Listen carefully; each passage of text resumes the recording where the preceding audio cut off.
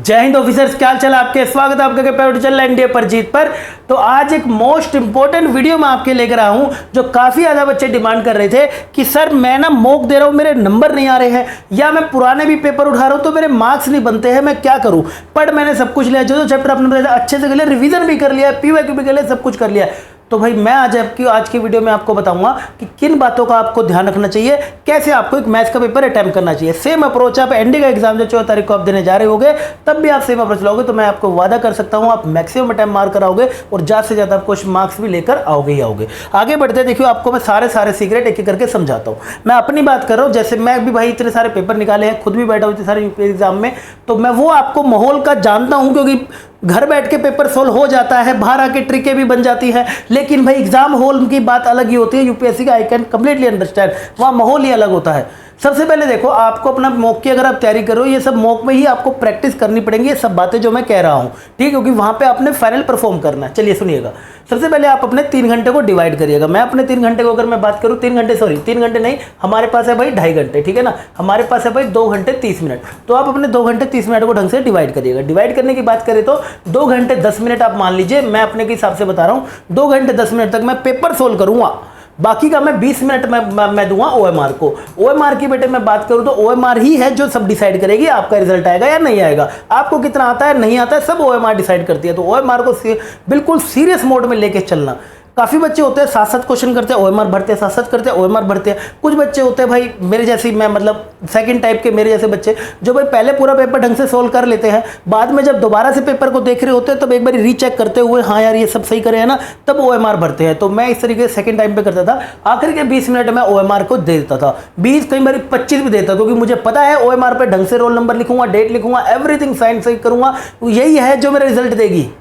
मेरा पेपर आएगा रिजल्ट या नहीं आएगा वो ओएमआर पे डिपेंड करेगा। तो इसलिए आप 2 घंटे 10 मिनट देके आपको 20 मिनट, अब आपके बचे 2 घंटे 10 मिनट, और आप इसको डिवाइड कर लीजिए। लाइक मैं अगर मैं बात करूं, पहला 1 घंटा जब मेरा खत्म होगा तब मैं कितने क्वेश्चन अटेम्प्ट कर लूंगा। लाइक अगर मैं बात करूं, मैं टारगेट 60 करके जा रहा हूं, तो मैं पहले घंटे में करीब 30 से 32, पहले घंटे में ज़्यादा होने चाहिए, ठीक है। ये नहीं कि पहले में कम बाद में ज़्यादा, नहीं, ऐसा कभी भी नहीं होता, पहले घंटे में ज़्यादा। अगर मैं टोटल 60 को टारगेट कर रहा हूं तो मैं 35 क्वेश्चन पहले में मारने की पूरी ट्राई करूंगा, 30 से 35। फिर अगले के में मैं अगर स्लो भी हो जाऊं तो मुझे फर्क नहीं पड़ता, और उस टाइम पे थकान हो जाती है तो चलेगा इतना।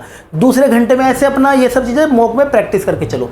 दूसरी बात करें तो दूसरा हमारे पर रूल आता है कि कैसे सर हमें करनी चाहिए, कि सर मैं तैयारी करता हूँ स्टार्ट फ्रॉम फर्स्ट, कि मैं पहले क्वेश्चन से ही लग जाऊँ, या फिर start from your favourite chapter, यानी कि जो आपको आते हैं, सर मैं ये चैप्टर पढ़ के गया था वो चैप्टर करूँ, या फिर पहले से ढूंढना शुरू हो जाऊँ, ये आगे मेरा प्रोबेबिलिटी का, ये आगे मेरा पीएनसी का, ऐसे करना करूँ, या फिर सारे पहले प्रोबेबिलिटी ये ढूंढने लगूँ। देखो अगर मैं बात करूं ये वाला मेथड से, स्टार्ट फ्रॉम क्वेश्चन 1, इसमें आपका थोड़ा सा टाइम ज़्यादा चला जाता है। आप स्टार्ट करें, आप इंटीग्रेशन पढ़ के नहीं गए, आप हाइट डिस्टेंस पढ़ के नहीं गए, आप इनवर्स ट्रिग्नोमेट्री पढ़ के नहीं गए, ट्रिग्नोमेट्री आपकी कच्ची मच्ची है, तो आप शुरू से बेटा आप लेके चल रहे हो, सारे क्वेश्चन पढ़ रहे हो, लेकिन आता आपको एक भी नहीं। धीरे धीरे आप आगे बढ़ रहे हो, 25 तक पहुंच गए, 25 में से आए आपको 4 ही, ये सब आपका कॉन्फिडेंस गिरा सकती है, ऐसा सिचुएशन आती है। ये बच्चे मोस्टली तब करते हैं जिनका ज़्यादा कवरेज होता है। ज़्यादा कवरेज बोले तो जिन्होंने 100% में से करीब 70% 80% सिलेबस कर रखा होता है, ये मोस्टली वो बच्चे प्रेफर करते हैं। लेकिन जिन्होंने लिमिटेड सिलेबस कर रखा है और उस पर अच्छी पकड़ बना रखी है, यार ये मैं करके जाऊँगा और मुझे आते हैं चैप्टर, तो वो अपने अपने चैप्टर उठा लो। लाइक अगर मैं बात करूँ भैया मुझे प्रोबेबिलिटी का क्वेश्चन ढूंढ लेता हूँ या वो कर लेता हूँ, राइट, उस तरीके से। या फिर आप ये भी कर सकते हो, सबसे पहले जैसे आपको पेपर मिलता है ना, पेपर मिलते ही आप पहले ना 5 मिनट या मैक्सिमम चलो 6-7 मिनट 8 मिनट भी ले लो, आप पहले पूरा पेपर ऐसे पढ़ लिया करो ढंग से। भाई पेपर का लेवल कैसे है, ठीक है, पेपर का लेवल कैसे है और मुश्किल आया है या आसान आया है। जैसे मैंने लास्ट वीडियो में भी आपको बताया था कितने सेफ अटेम्प्ट करके आने आपको, वो आप देख लेना, नीचे लिंक मिल जाएगा, चैनल पे मिल जाएगा, ठीक है। तो आप उसी पेपर के हिसाब से आप देखोगे कि भाई मुझे आज पेपर मुश्किल आया हुआ या आसान आया, क्योंकि जैसे आपकी तैयारी है उसी के टाइम के हिसाब से आप अपने डिवाइड भी कर लेना कि मैं पहले घंटे में 35 कर पाऊंगा या नहीं कर पाऊंगा, क्योंकि मुश्किल आ गए तो ये नहीं होंगे, आसान आ गए तो हो जाएंगे। अरे ये बात समझ, राइट। तो उसी हिसाब से मैं कह रहा हूँ अपना बांट लेना, पहले 5-7 मिनट पेपर को पूरा देख लेना, भाई हाँ पेपर कैसा है, उससे एक माइंड क्रिएट, मतलब एक रेडी हो जाता है, समझो, एक माइंड रेडी हो जाता है भाई कैसा पेपर है, फिर वो कैसे परफॉर्म करना है, शुरू में इतना करना है, स्पीड बना के चल, इस तरीके से चलेंगे, डन। तो आप अपने स्टार्ट फ्रॉम फेवरेट चैप्टर से आप कर सकते हो, वो चैप्टर आप अपने ढूंढ लो। अगर मुश्किल पेपर भी आ गया तब भी आपकी हेल्प कर देगा, अगर आसान पेपर भी आ गया तो जल्दी करवा देगा, तो और कॉन्फिडेंस बढ़ जाएगा कि अब कुछ क्वेश्चन कर रहे हो और सारे होते जा रहे हैं। अरे ये बात समझ। नेक्स्ट चलते हैं हमारे पास hold recall pen and soul, यानी कि जैसे आपको कोई क्वेश्चन आता है, मान लीजिए आपने क्वेश्चन आया कॉम्प्लेक्स नंबर का, आपने उसको पहले पढ़ना है, रुकिए, थोड़ा सब्र करिए, जल्दबाजी नहीं जी ये पुट कर देता हूं, जेड को ये मान लेता हूं, जेड को ये मान लेता हूं। ये मानना मुन्ना वो करते हैं जिनको क्वेश्चन ही नहीं समझ आता।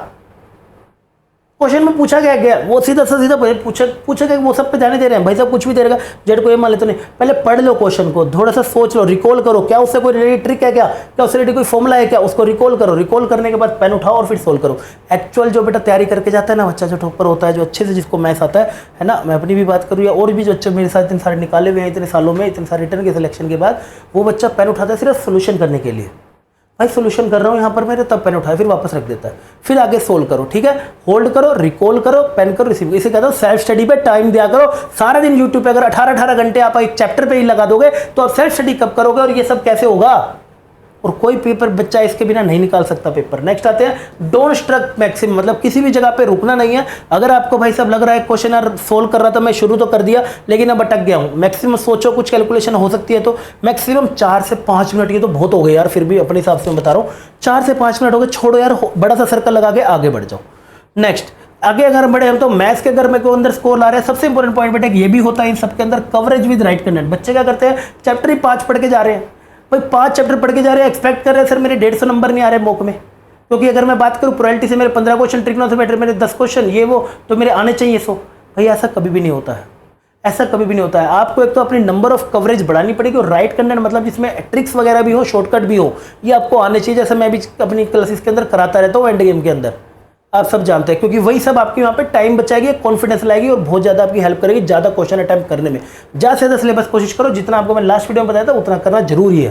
कीप ट्राइंग विद गुड मॉक्स, यानी कि पेपर आने से पहले आप अच्छे मॉक देना शुरू करते रहो, देते रहो, जितने हो सके उतना बेहतर रहेगा आपके मॉक देना। मॉक में आप सब ये सब बातें जो मैं बोल रहा हूँ आप इस पर प्रैक्टिस करना बेहतर रहेगा आपके नंबरों के लिए, राइट। गुड मॉक का मतलब है कि भाई जिसमें एनडीए में जो एक्चुअल एग्जाम में मार्क्स आते हैं उतने ही मार्क्स आने चाहिए। ऐसा नहीं कि आपके मैथ्स में आ रहे हैं 290 नंबर, 275 नंबर, ये सब एक फंस गए आप, ये समझ लीजिए बुरा हाल हो रहा है आपका। इसका मतलब बहुत आसान मॉक आपको दे रहा है, ऐसा नहीं आता है पेपर के अंदर, जो एक्चुअल में एनडीए में फेस आता है उसको आप देखिएगा। गुड मॉक्स एंड ऑलवेज ट्राई कि आपके मॉक के अंदर 100 से ऊपर नंबर आते रहे। जिसके पास मॉक नहीं है वो भाई, मैं एक टेलीग्राम ग्रुप पे नीचे वहां पर भी एक फ्री मॉक जरूर प्रोवाइड करता हूँ, 1-2 फ्री मॉक, या फिर और मॉक करना चाहता है 10-10 मॉक प्रैक्टिस करना चाहते हैं तो हमारी operation Vijay ji defence academy app है, वहाँ जाके ऑपरेशन विजय टेस्ट मात्र 300 रुपये में जाके उससे मॉक बहुत सारे प्रैक्टिस कर सकता है। और ऑलवेज ट्राई करो 100 से अराउंड ऊपर नंबर बने मॉक के अंदर, तो पेपर में भी आराम के आपके इतने बन ही जाते हैं। ठीक है, तो ये सब बातें थी जो मुझे आपके साथ शेयर करनी थी, जिसके आप फॉलो करके आप आसानी से मैथ्स के अंदर वादा करता हूँ इनको फॉलो करिए, आपका 100% मैथ्स के अंदर स्कोर करके बढ़ के आने लगेगा। ठीक है, अच्छे लगे तो भाई इन्फॉर्मेशन को, चैनल को जरूर सब्सक्राइब करना, कमेंट में मुझे जरूर बताना, दोस्तों का जरूर शेयर करना। मिलना मुझे अगले मेडिटेशन में, तब तक के लिए बाय बाय, टेक केयर, जय।